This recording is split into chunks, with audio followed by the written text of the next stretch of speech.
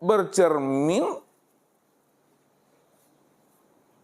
memandang dan melihat akan dirinya sendiri.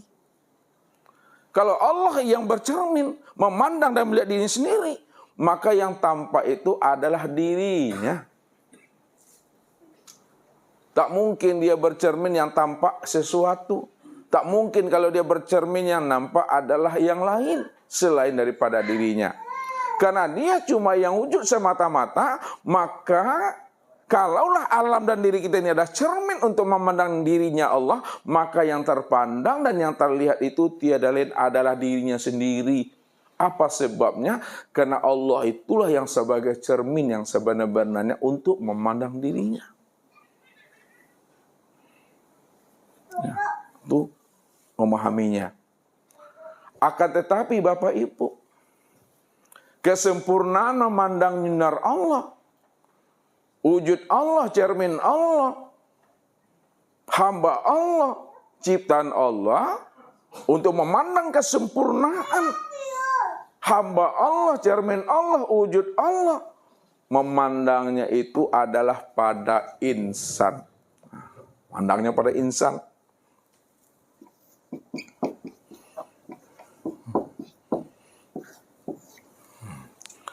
Insan inilah kesempurnaan memandang hamba Allah.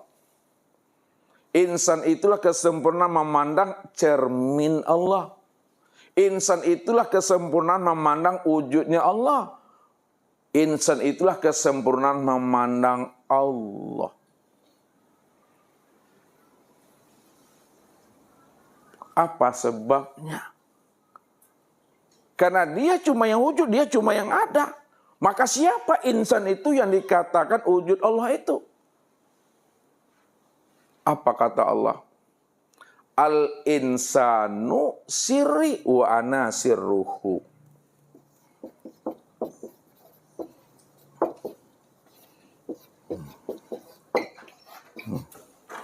Insan itu adalah rahasiaku. Dan akulah rahasianya. Jadi Allah menjelaskan bahwa sesungguhnya insan itu adalah rahasiaku dan akulah rahasianya insan itu.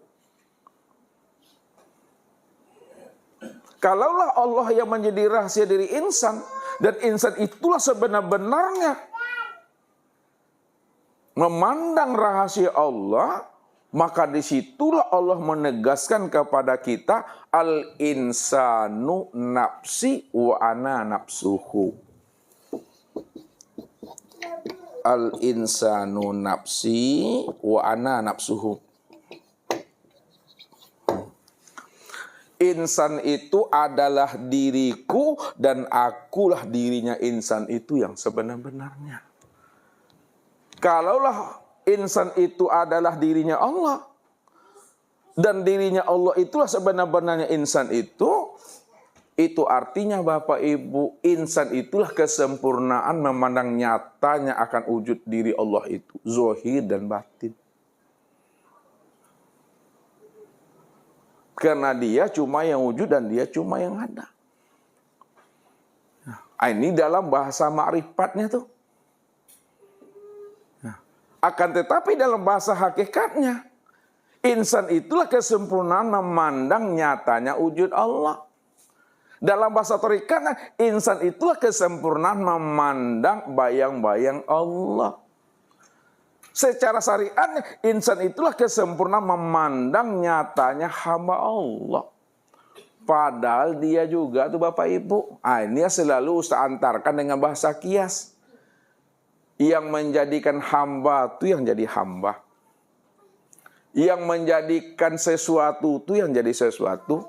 Yang menjadikan makhluk itu yang jadi makhluk. Yang menjadikan alam itu yang jadi alam. Padahal alam itu maknanya alamat untuk melihat akan diri Allah. Itu yang alam itu. Apa kata Allah? Yang selalu Ustaz baca ayatnya di awal mukadimah.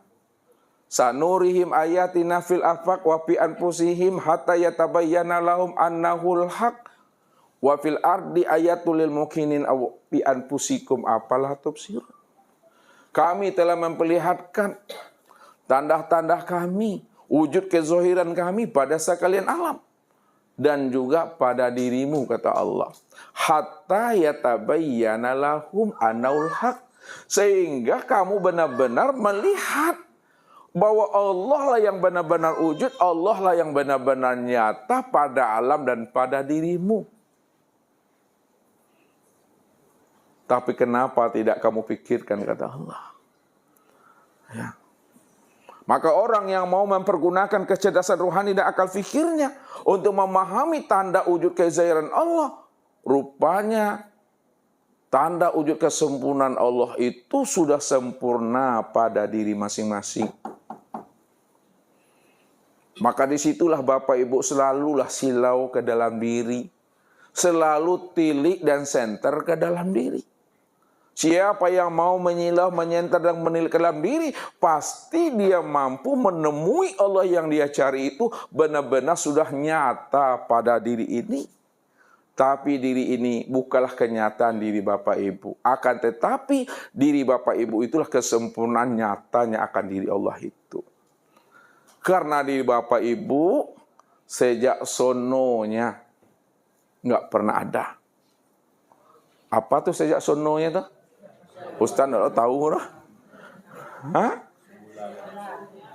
Sejak mulanya, sejak dulunya. Tuh. Sejak awal mulanya. Itu maksudnya. Makanya tilik ke dalam diri, silau ke dalam diri. Ini yang dipesankan oleh baginda Rasul kepada kita. Arafun nas man arafu li nafsi. Manusia yang ma'rifat adalah manusia yang mau mengenal akan sejati dirinya. Siapa yang mampu mengenali akan sejati dirinya, mau dia selami dirinya, maka disitulah dia mengenal akan Allah. Rupanya Allah itulah yang dikatakan seakmal diri yang sebenar-benarnya. Ya, Allah tuh yang dikatakan seakmal diri. Allah inilah yang disebut namanya sejati diri. Allah inilah yang dikatakan namanya diri sejati. Allah itulah yang disebut namanya kesempurnaan diri.